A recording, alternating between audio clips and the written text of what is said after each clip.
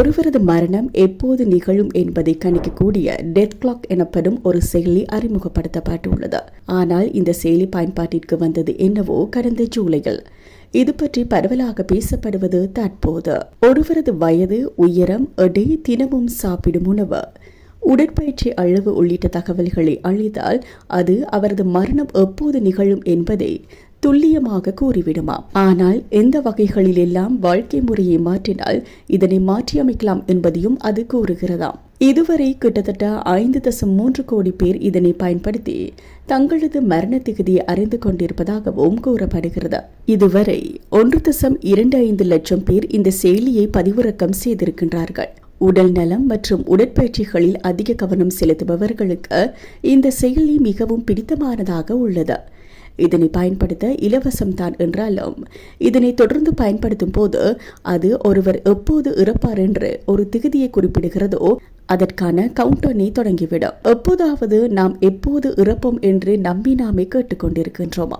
ஒருவேளை அப்படி கேட்க விரும்பினால் அதற்கான பதிலாக இந்த AI செயலி இருக்கிறது. இதில் ஒருவர் எங்கு வாழ்கின்றார், சிகரெட் பிடிப்பவரா, வாழ்க்கை முறை எப்படி என எல்லாவற்றையும் அதற்கு விளக்க வேண்டியது அவசியம். இந்த செயலியை பயன்படுத்துவோர் பிறந்த திகதி, இனம், எடை மற்றும் உயரம், வாழும் நாடு என அனைத்தையும் பதிவு செய்யப்படும். மரண திகதியை அறியாதவரைத்தான் வாழ்க்கை நிம்மதி என்று இதுவரை சொல்லி வந்த மனிதன் இனி மரண திகதியை அறிந்து கொள்வதுதான் நிம்மதி என்று சொல்லும் அளவுக்கு AI நிலைமையை மாற்றிவிடும் என்றுதான் சொல்ல வேண்டும். காரணம், ஒரு மனிதன் இதுவரை என்ன தவறெல்லாம் செய்து வந்தானோ அதனை மாற்றுவதற்கான ஒரு விழிப்புணர்வாக இந்த செயலி காணப்படுகிறதாம்.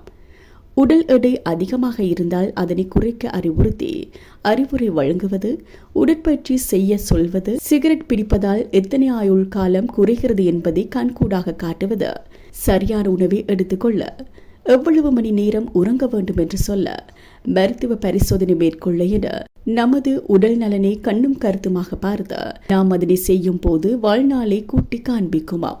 எனவே மரண திகதியை அறிந்து கொண்டால் தவறுகளை செய்யாமல் முறையாக வாழ முயல்வார்கள் என்று நம்புகிறது இந்த செயற்கை நுண்ணறிவு.